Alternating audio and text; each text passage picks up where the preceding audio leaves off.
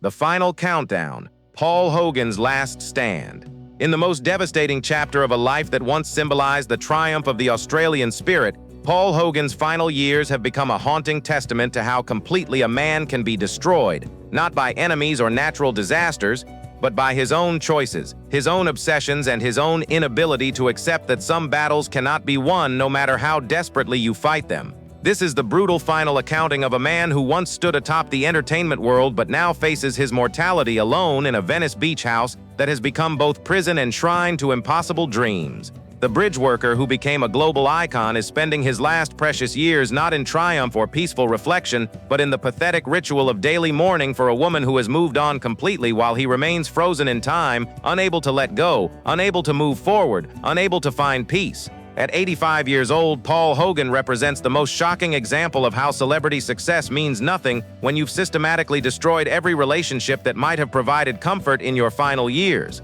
His current existence, alone, isolated, physically deteriorating, emotionally broken, stands as the ultimate proof that fame and fortune cannot protect you from the consequences of choosing obsession over reality, fantasy over authentic human connection. This is the unflinching examination of how Paul's decade-long fixation on Linda Kozlowski has consumed not just his wealth and health, but his remaining time on Earth. While other men his age are surrounded by family, friends, and the peaceful satisfaction that comes from a life well lived, Paul sits alone each morning scanning the horizon for someone who will never return, wasting the irreplaceable final chapters of his life on delusions that serve no purpose except maintaining his identity as a rejected lover rather than accepting his actual circumstances. Most tragically, this isn't a story about a man facing inevitable mortality with dignity and grace, but about someone who has chosen to spend his remaining years as a monument to his own failures, a cautionary tale about what happens when you mistake possessive obsession for love, when you confuse waiting for someone with honoring them, and when you sacrifice the precious present for an impossible future that exists only in your imagination.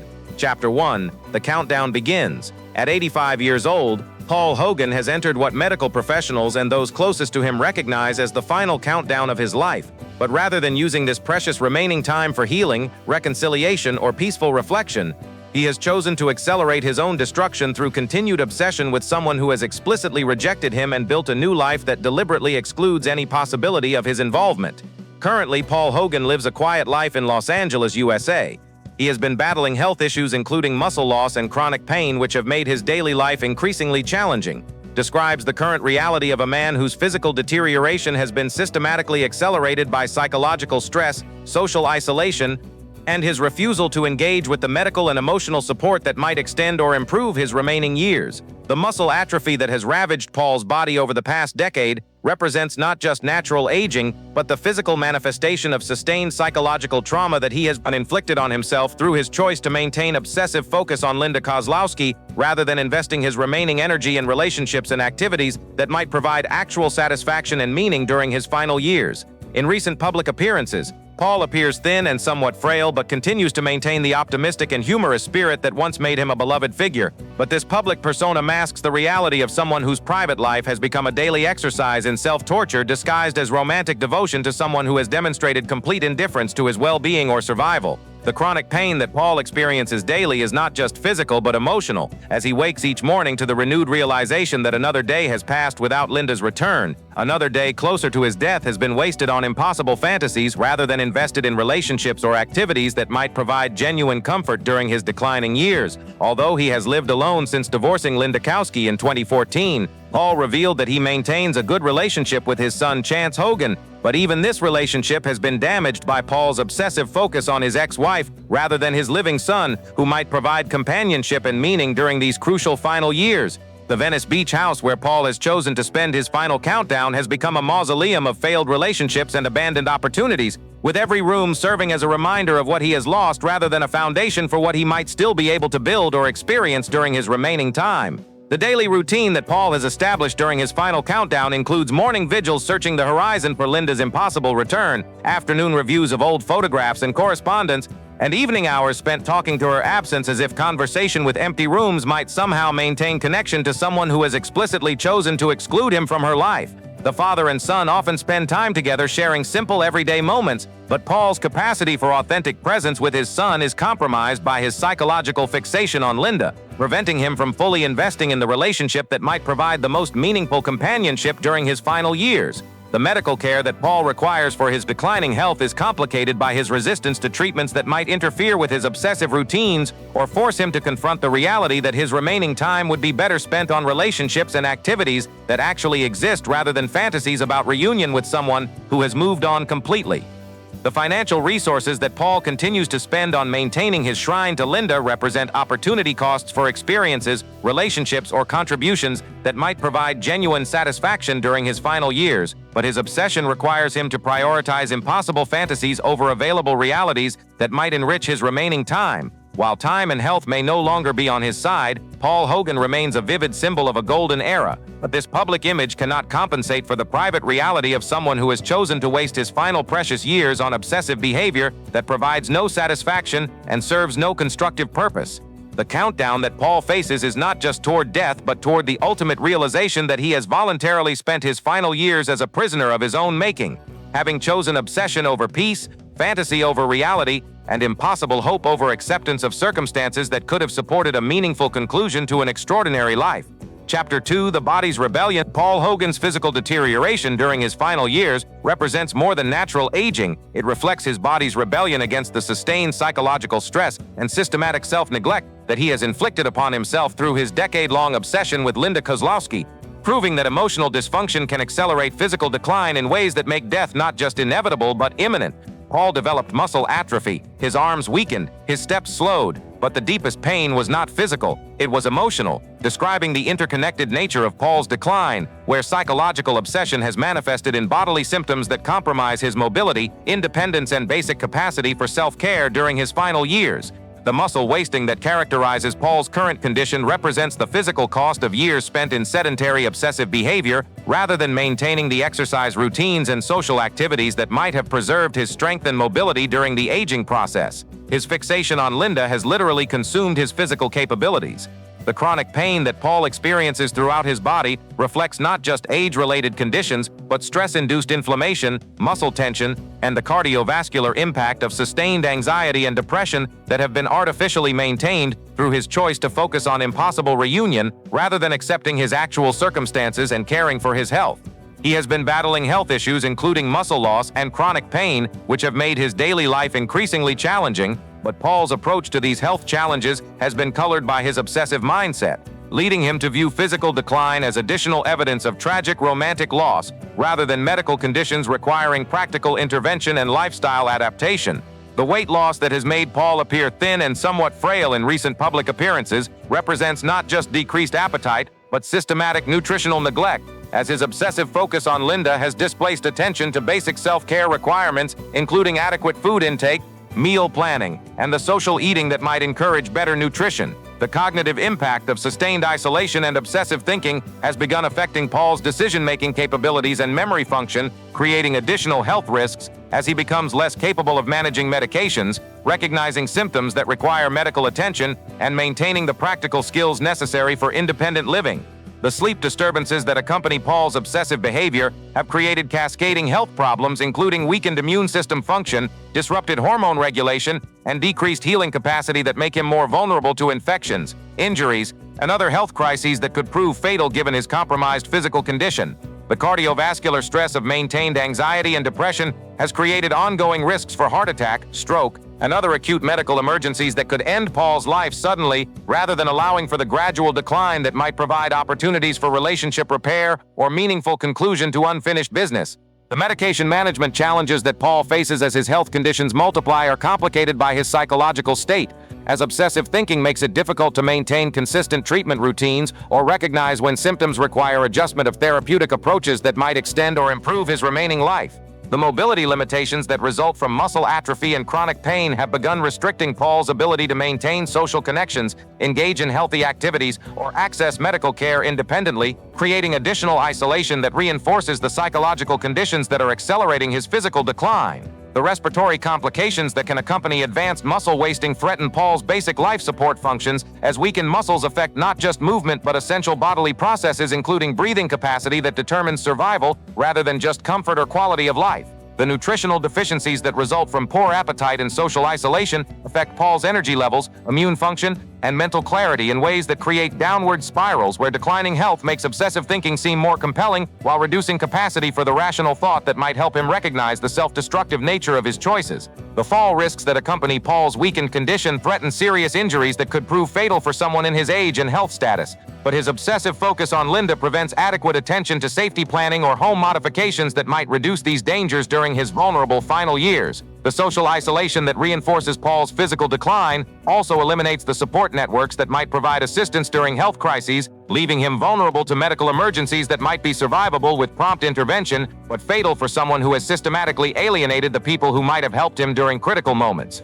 The ultimate irony of Paul's physical rebellion is that his body is failing precisely when he most desperately wants to remain alive to see Linda's return, proving that obsessive hope can literally kill you faster than accepting reality and investing your remaining energy in relationships and activities that actually exist and might provide comfort during your final years. Chapter 3, The Isolation Chamber. Paul Hogan's Venice Beach house has been transformed from a residence into an isolation chamber where he has systematically eliminated every source of human connection that might challenge his obsessive focus on Linda Kozlowski, creating a living tomb that accelerates his psychological deterioration while ensuring that his final years will be spent in the kind of profound loneliness that makes death seem preferable to continued existence. He lives quietly, staying away from the noise of Hollywood, only appearing in public occasionally. But this withdrawal from social engagement represents not peaceful retirement, but aggressive isolation that serves his obsessive needs while destroying his mental health and eliminating opportunities for the human connection that might provide comfort during his final years. The physical spaces within Paul's house have been arranged to support his obsessive rituals rather than normal living, with rooms dedicated to Linda's preserved belongings, walls covered with photographs from their marriage, and furniture positioned to facilitate his daily searches of the horizon for her impossible return, rather than creating environments that might encourage healthy activities or social interaction. The communication systems that Paul maintains, phones, internet, mail delivery, serve primarily as potential channels for Linda's contact rather than tools for maintaining relationships with people who are actually available for connection. This transformation of basic technology into obsession-supporting equipment further isolates him from authentic human community. Recent images show an aging, lonely Paul Hogan, seemingly lost in memories of the past, capturing the visible evidence of someone who has chosen to live as a ghost in his own life rather than engaging with present realities that might provide companionship, meaning, or satisfaction during his remaining years. The visitors that Paul receives are limited primarily to his son Chance and essential service providers who are tolerated rather than welcomed because their presence reminds him of life continuing outside his obsessive bubble. Even these minimal contacts are filtered through his Linda-focused lens rather than engaged with authentic attention and care. The entertainment and activities that once provided Paul with satisfaction have been abandoned in favor of obsessive behaviors that provide no pleasure but serve to maintain his identity as Linda's rejected lover, rather than exploring interests or relationships that might offer genuine fulfillment during his final years. He often spends late afternoons walking alone by the beach, a place where he and Linda once strolled together, demonstrating how Paul has transformed potentially healing solitude into compulsive ritual that reinforces rather than processes his grief and loss, ensuring continued psychological deterioration rather than emotional healing. The meal planning and social eating that might provide both nutrition and human connection have been replaced by solitary consumption of minimal food, as Paul's obsessive focus eliminates appetite for both nourishment and the social experiences that typically accompany shared meals during healthy aging. The professional relationships that sustained Paul throughout his career have been severed not through normal retirement transition, but through his active rejection of colleagues who might provide companionship or collaborative opportunities that could offer meaning and purpose during his final years. The medical and therapeutic support that Paul requires for his declining health is approached with suspicion and resistance because treatment providers represent external reality that conflicts with his internal fantasy world where Linda's return remains possible and desirable, rather than accepting professional help that might improve his actual circumstances. The neighborhood connections that might provide routine social interaction and community support have been deliberately avoided, as Paul views his Venice Beach location primarily as the place where Linda might return,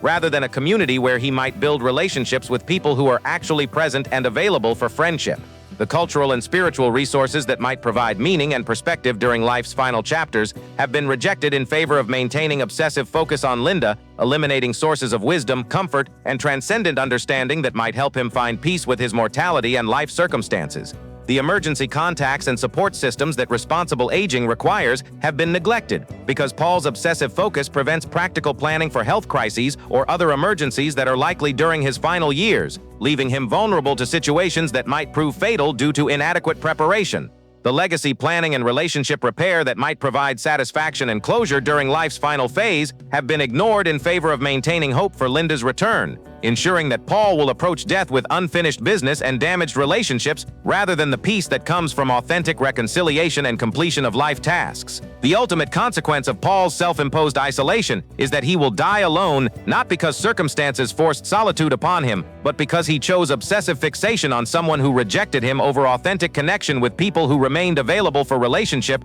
ensuring that his final moments will be characterized by the profound loneliness that he has systematically created and maintained. Chapter 4: The Performance of Grief. Throughout his final years, Paul Hogan has transformed his genuine grief about Linda Kozlowski's departure into a theatrical performance designed for both external audiences and internal consumption, creating an identity based on tragic romantic loss that prevents authentic healing, while ensuring that his remaining time will be spent performing misery rather than finding peace or alternative sources of meaning. In a rare 2022 interview, Paul Hogan opened up for the first time about his deepest feelings with a voice full of regret. He said, "I once had it all, fame, fortune, and a wonderful wife. But in the end, I still feel like I lost something most important," revealing how Paul has crafted a narrative about his life that emphasizes romantic loss over all other experiences and relationships, creating a public identity that requires continued suffering to maintain its coherence. The reviews that Paul grants during his final years serve not as opportunities for honest reflection or healing communication, but as platforms for performing the role of tragic romantic hero whose life has been destroyed by circumstances beyond his control, rather than acknowledging his own responsibility for choices that created and maintained his isolation. That confession seemed like a belated admission that Linda was not just a wife. She was the only person who truly gave his life meaning, but this characterization ignores the decades of Paul's life before Linda and the relationships with family members, colleagues, and friends that provided meaning independent of romantic connection, demonstrating how the performance of grief requires rewriting personal history to support the tragic narrative. The public appearances that Paul makes during his final years are carefully calibrated to generate sympathy for his romantic loss rather than celebrating his achievements, acknowledging his mistakes, or exploring other aspects of his identity that might provide foundation for continued growth or relationship development during his remaining time. Although no longer actively involved in the entertainment industry, Paul Hogan expressed a desire to complete one final project to thank his fans before officially retiring, but this desire seems motivated more by opportunities to perform his grief for public consumption than genuine creative impulse or desire to contribute meaningfully to cultural conversation during his final years. The media cooperation that Paul provides during his final years includes strategic sharing of personal information designed to generate pity rather than understanding, ensuring that his public image remains focused on romantic tragedy rather than the complexity of choices and circumstances that have created his current situation. The social media presence and public communications that emanate from Paul's circle during his final years consistently emphasize his romantic loss and current loneliness, creating a brand identity based on suffering that requires continued misery to maintain its appeal and relevance to audiences who consume celebrity tragedy as entertainment. When asked about his marriage to Linda Kozlowski, Paul admitted, "I loved her deeply, but sometimes love just isn't enough. We tried, but in the end we couldn't walk the same path," demonstrating how Paul's performance of grief includes recharacterizing his obsessive behavior as evidence of deep love rather than acknowledging the possessive and destructive nature of his actual relationship patterns.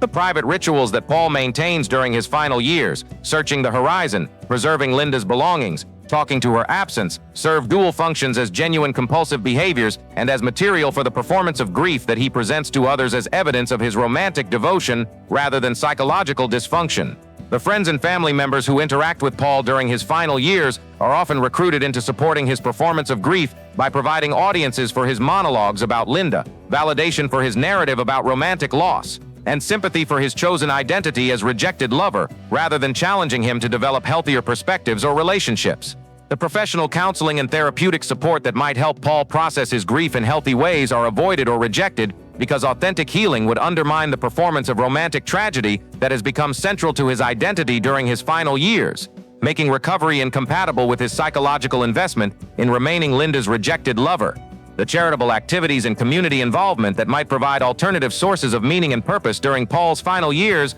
are rejected because they would conflict with his performance of grief, which requires total focus on romantic loss rather than engagement with causes or relationships that might provide satisfaction independent of Linda's approval or return. The creative projects and collaborative opportunities that might utilize Paul's experience and talents during his final years are approached primarily as vehicles for expressing his grief, rather than exploring other aspects of his personality or contributing to cultural conversations that extend beyond his personal romantic tragedy. The legacy planning and family relationship repair that might provide meaningful closure during Paul's final years take secondary priority to maintaining the performance of grief that has become his primary identity, ensuring that he will approach death having spent his final precious years performing misery rather than building authentic connections or finding genuine peace. The ultimate tragedy of Paul's performance of grief is that it has become so central to his identity that abandoning it would feel like losing himself completely, trapping him in a cycle where continued suffering is necessary to maintain his sense of who he is, ensuring that his final years will be spent not in healing,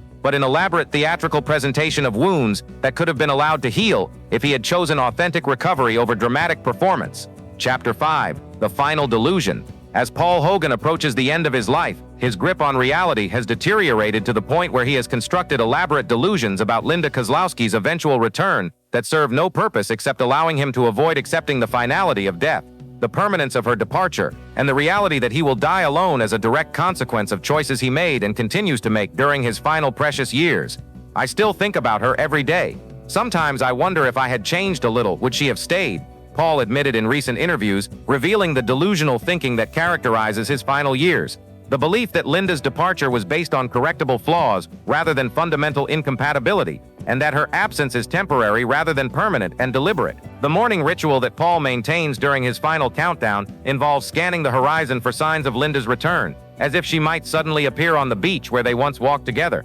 demonstrating how delusion has replaced realistic assessment of his circumstances and the time he has remaining to build authentic relationships or find actual peace. Friends said he still kept the habit of sitting on the second-floor balcony every morning, looking out at the sea as if searching for Linda's figure among the breaking waves, capturing the pathetic reality of someone whose final years are being consumed by fantasy rather than invested in relationships and activities that actually exist and might provide comfort during his remaining time. The belief system that Paul has constructed around Linda's potential return requires him to interpret every random event as possible evidence of her continued interest in him, from phone calls that turn out to be wrong numbers to mail deliveries that might contain messages from her, creating a delusional framework that prevents him from engaging with reality.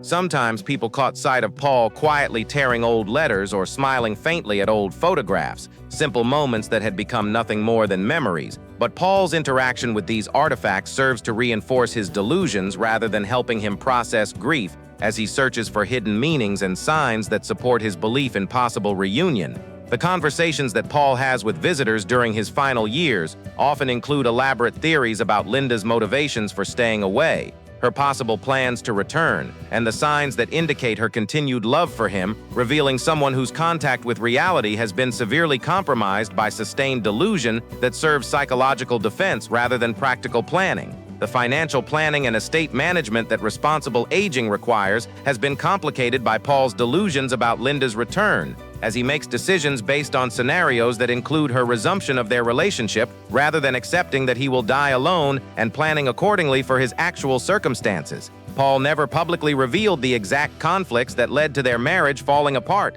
but from what he shared, it was clear that he never truly forgot Linda, but his failure to forget her has transformed into active delusion that she has similarly failed to forget him, ignoring clear evidence of her new life and complete separation from any connection to their shared past. The medical care that Paul receives during his final years is affected by his delusions as he resists treatments or lifestyle changes that might acknowledge the permanence of his situation or reduce his ability to maintain vigilance for Linda's return, prioritizing delusional hope over practical health management that might extend his life. The legal and administrative tasks that accompany end-of-life planning are approached through the lens of Paul's delusions as he struggles to make decisions about inheritance, medical directives, and funeral arrangements while maintaining belief that Linda might return to participate in or alter these final arrangements. The family relationships that might provide comfort during Paul's final years are filtered through his delusional framework as he interprets his son's visits and conversations in terms of how they might support or threaten his belief in Linda's eventual return rather than engaging authentically with the people who are actually present in his life. The spiritual and philosophical questions that naturally arise during life's final phase are avoided or distorted by Paul's delusions, as confronting mortality honestly would require acknowledging that Linda will not return and that he has wasted his final years on impossible fantasies rather than finding authentic peace or meaning. The professional opportunities and creative collaborations that might provide purpose during Paul's final years are evaluated based on how they might position him for Linda's return, rather than their intrinsic value or his ability to contribute meaningfully to projects that might honor his legacy or benefit others. The social connections and community involvement that might enrich Paul's final years are rejected when they conflict with maintaining readiness for Linda's return, as building new relationships or commitments might make him less available for reunion scenarios that exist only in his imagination. The ultimate tragedy of Paul's final delusion is that it prevents him from experiencing the authentic emotions and relationships that might provide genuine comfort during his last years, ensuring that he will die not in peace, but in the midst of elaborate fantasy that has consumed his remaining time and prevented him from finding the acceptance and closure that could have made his final countdown meaningful rather than pathetic. Chapter 6, The Legacy of Wastewalt. Paul Hogan's final years represent the complete squandering of one of entertainment history's most remarkable legacies, as every achievement, every contribution, and every positive impact he created throughout his extraordinary career is being systematically destroyed by his choice to spend his remaining time as a monument to romantic failure rather than building on the foundations of a life that could have concluded with dignity, wisdom, and meaningful contribution to others. Paul Hogan remains a vivid symbol of a golden era, his life story marked by fame, tragedy, and lingering regrets, but this characterization obscures the reality that his current tragedy is self-inflicted rather than circumstantially imposed, and his regrets are focused on impossible reunion rather than genuine reflection on choices that might have created different outcomes throughout his life. The cultural ambassadorship that defined Paul's peak career years, his role in building bridges between Australia and the world through authentic entertainment, has been abandoned in favor of obsessive self-focus that serves no public purpose and provides no inspiration or guidance for others facing similar life transitions or challenges. The mentorship opportunities that Paul's experience and industry knowledge might provide to emerging talent have been squandered as his obsession with Linda prevents him from engaging authentically with younger performers who might benefit from his wisdom while providing him with purpose and connection during his final years. Recently, Paul Hogan made a rare appearance at the premiere of Crocodile Dundee, the Encore Cut, a special edition celebrating over 40 years since the release of the classic film, but this return to public attention served primarily as an opportunity to perform his grief rather than celebrate his achievements or contribute meaningfully to cultural conversations about his impact and legacy. The financial resources that Paul accumulated through decades of successful work are being wasted on maintaining his shrine to Linda and supporting his isolation rather than contributing to charitable causes, family security, or cultural projects that might honor his legacy while benefiting others who could use his support during their own challenges. The international goodwill that Paul generated for Australia through his cultural ambassadorship is being tarnished by his current image as a pathetic figure unable to accept romantic rejection, transforming him from positive representation of Australian character into cautionary tale about celebrity mental illness and romantic obsession. In an interview at the event, Paul shared, "I never thought my little film would become a cultural icon. I'm incredibly grateful for the love and support from audiences throughout the years. But this gratitude rings hollow when considered alongside his choice to waste the final years of his life on obsessive behavior rather than finding ways to give back to the audiences and industry that made his success possible. The family relationships that might provide Paul with meaningful legacy through his son Chance and other relatives are being damaged by his obsessive focus on Linda rather than investing his remaining time in building strong foundations for family connections that could honor his memory and continue his positive influence after his death. The creative projects and collaborations that might utilize Paul's accumulated knowledge and experience for final artistic contributions are being rejected in favor of maintaining focus on Linda's possible return,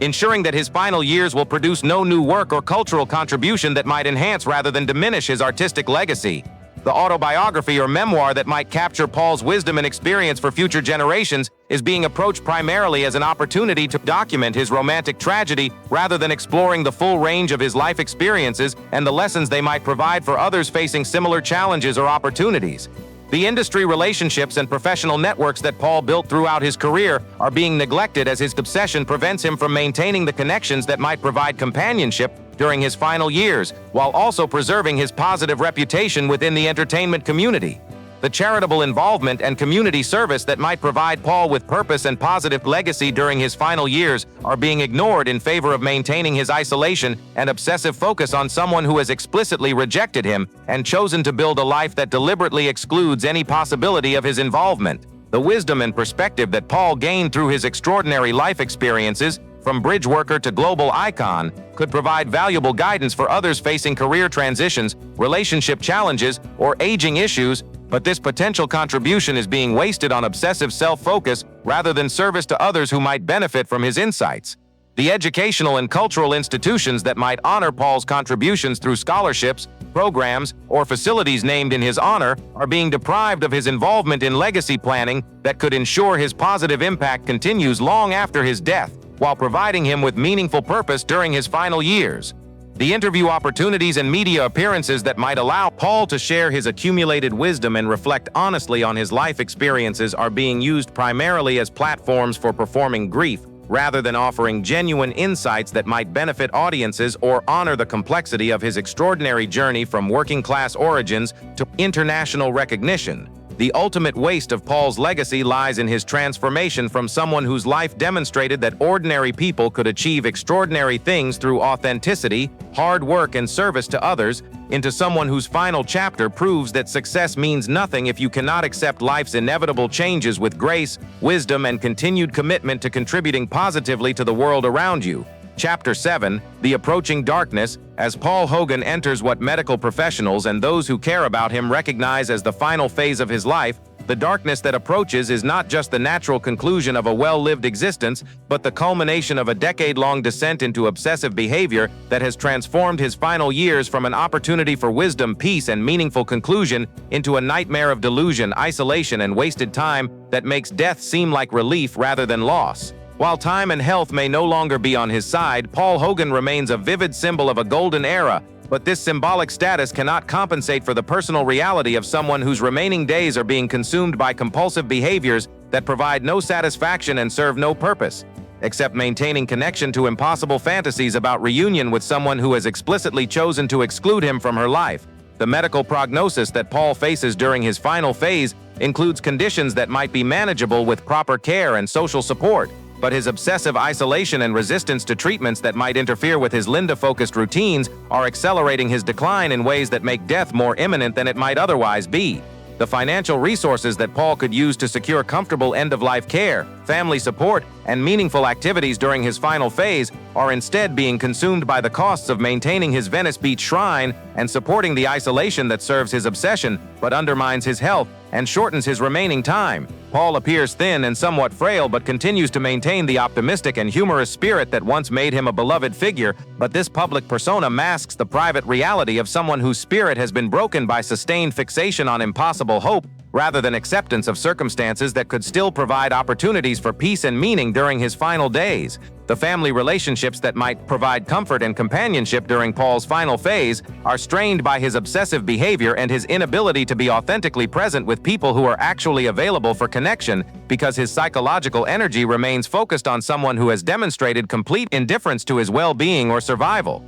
The medical emergencies that are likely during Paul's final phase, falls, cardiac events, respiratory crises, may find him alone and unprepared because his obsessive isolation has eliminated the support networks that might provide timely intervention or assistance during critical moments that could determine whether he lives or dies. The legacy conversations and relationship repairs that typically provide meaning and closure during life's final phase have been postponed indefinitely, as Paul maintains hope for Linda's return rather than engaging with the actual relationships and unfinished business that require attention before death makes such conversations impossible.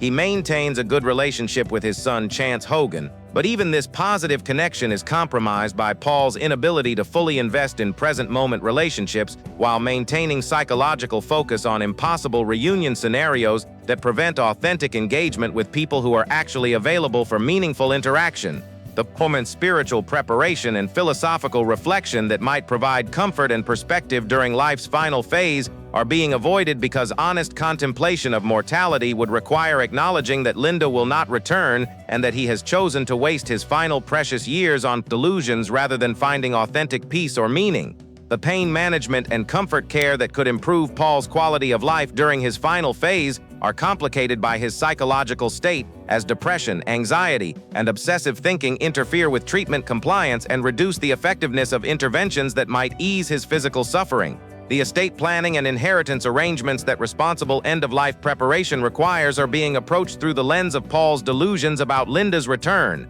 potentially creating legal complications and family conflicts that could taint his memory and create additional suffering for people who care about him. The environmental modifications and safety preparations that could prevent accidents during Paul's final phase are being neglected because his obsessive focus prevents practical attention to home safety, medication management, and emergency planning that might determine whether he dies peacefully or in preventable crisis circumstances. The creative legacy and final artistic contributions that Paul might make during his last phase are being abandoned in favor of maintaining obsessive routines that produce no value for himself or others, ensuring that his final years will be remembered for waste rather than continued creativity or contribution. The community connections and social engagement that might provide companionship and purpose during Paul's final phase are being rejected because they interfere with his availability for Linda's impossible return, leaving him vulnerable to dying alone without the human presence that typically provides comfort during life's final moments. The approaching darkness that characterizes Paul's final phase is not just the natural conclusion of a life that included extraordinary achievements and inevitable disappointments,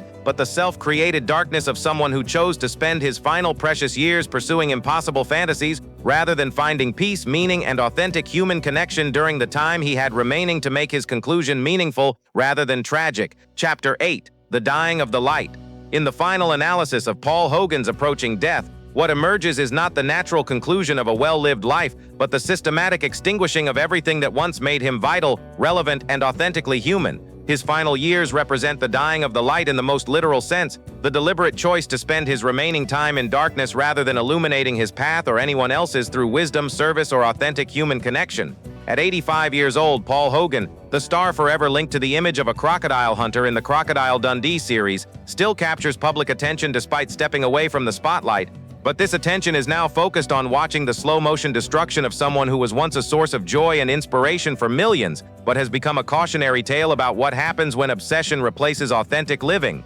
The light that Paul once brought to entertainment, his humor, authenticity, and genuine warmth, has been systematically extinguished by his decade-long fixation on Linda Kozlowski, leaving behind only the shadow of someone who once possessed the rare ability to make people feel good about themselves and their world, but now serves primarily as an object of pity rather than admiration. The creative energy that once flowed through Paul's work, generating cultural bridges between Australia and the world, has been redirected into obsessive behaviors that create nothing, inspire no one, and contribute nothing positive to the world except perhaps serving as a warning about the dangers of confusing possessive fixation with love. In spite of once describing his 23-year marriage to Linda as a lonely nightmare, Paul also acknowledged that those years were the most beautiful time of his life, revealing the contradictory thinking that characterizes his final years, where he simultaneously acknowledges the dysfunction of his relationship while maintaining delusional hope for its resurrection. The wisdom that Paul accumulated through his extraordinary journey from bridge worker to global icon is being wasted during his final years rather than shared with others who might benefit from his experience, ensuring that decades of hard-won insights about success, failure, and authentic living will die with him rather than enriching future generations. The physical light in Paul's eyes, the spark of humor, mischief, and genuine engagement with life that once made him magnetic, has dimmed to the point where recent photographs show someone who appears to be going through the motions of existence rather than actively participating in life with enthusiasm or purpose. The social connections that once provided Paul with energy and meaning have been severed by his obsessive behavior, leaving him isolated in ways that accelerate both his physical decline and his psychological deterioration, creating a downward spiral where loneliness feeds obsession, which creates more loneliness in an endless cycle. Paul Hogan expressed a desire to complete one final project to thank his fans before officially retiring, but this desire seems motivated more by obligation than genuine creative inspiration, suggesting that even his relationship with his artistic legacy has been compromised by his obsessive focus on impossible personal reunion. The financial security that Paul worked decades to achieve is being consumed during his final years, not by reasonable end-of-life expenses or generous gifts to family and charity,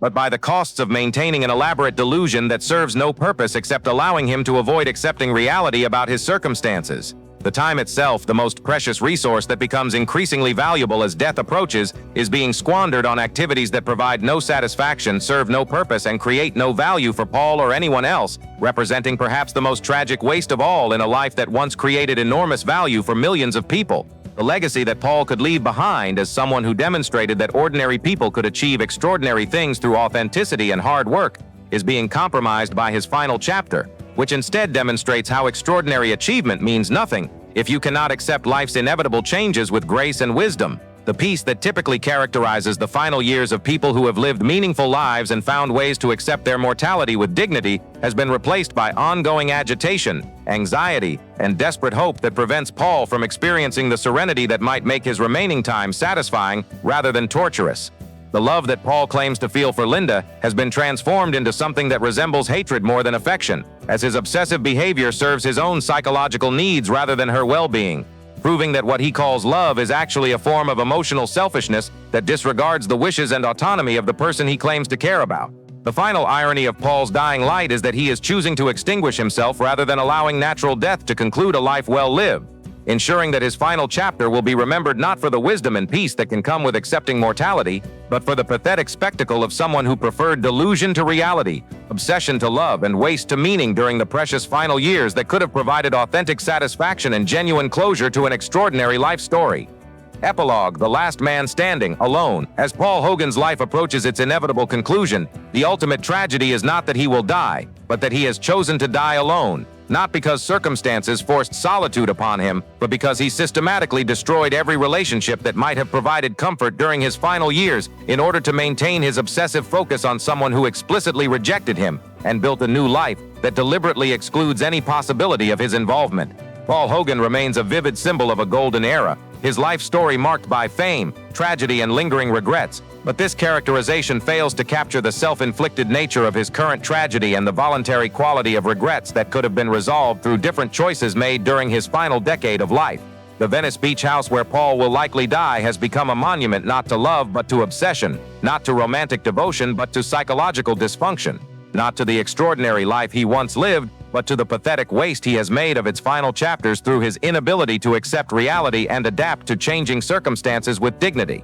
The bridge worker who once connected separate places will die having spent his final years building walls that separated him from every person who remained available for authentic connection, proving that his understanding of how to bring people together was never matched by wisdom about how to maintain relationships when they became challenging or required adaptation to new circumstances. The cultural ambassador who once represented the best of Australian character to the world will leave behind a final image that represents the worst of human nature: the inability to let go, the confusion of possession with love, the transformation of genuine feeling into destructive obsession that serves no one and honors nothing that was valuable about the original connection. The father and son often spend time together sharing simple everyday moments, but even this relationship has been compromised by Paul's obsessive focus on Linda, preventing him from fully investing in the one family connection that might have provided meaning, purpose, and companionship during his final years while honoring his role as a father and grandfather. The fortune that Paul accumulated through decades of hard work and successful entertainment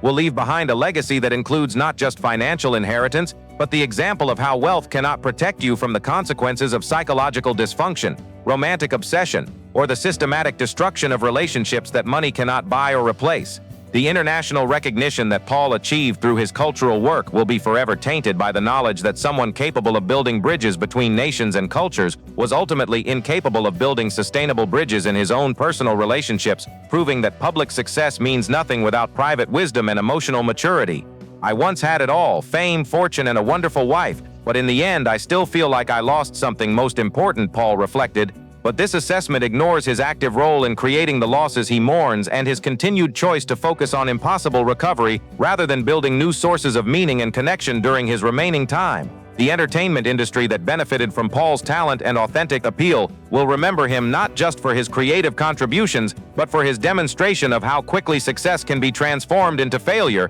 when personal obsessions replace professional purpose and private dysfunction begins to overshadow public achievement. The Australian cultural identity that Paul helped establish through his international work will carry the complicated legacy of someone who proved that Australians could succeed on the world stage, but also demonstrated the dangers of confusing cultural representation with personal validation and the risks of building identity around external recognition rather than internal values and relationships. The lessons that Paul's life might teach others include not just the possibilities that exist for people willing to work hard and remain authentic, but also the warnings about what happens when you mistake possessive obsession for love, when you choose impossible hope over available reality, and when you sacrifice the present for an imaginary future that exists only in your delusions. The final irony of Paul's story is that he achieved everything the bridge worker once dreamed of: fame, fortune, international recognition, cultural impact, but lost everything that actually matters for human happiness: authentic relationships, peace with yourself and your circumstances, and the wisdom to accept life's inevitable changes while finding new sources of meaning and purpose as your situation evolves. The last man standing in Paul Hogan's life is Paul himself, but he stands alone not as a testament to strength or independence, but as a monument to the tragic waste of someone who chose obsession over love, fantasy over reality, and isolation over the human connections that might have made his final years meaningful rather than pathetic, peaceful rather than tormented, and worthy of the extraordinary journey that brought him from Sydney Harbour Bridge to international stardom, before reducing him to a lonely figure scanning the horizon for someone who will never return, while his precious remaining time slips away unutilized and his extraordinary life concludes not in triumph or even quiet dignity, but in the self-imposed exile of someone who confused, waiting for someone with loving them, and who will die having learned nothing from a lifetime of experiences that could have taught him everything he needed to know about what actually matters, when everything else has been stripped away by time, circumstance, and the choices that define who we really are, when nobody is watching and nothing can be taken back.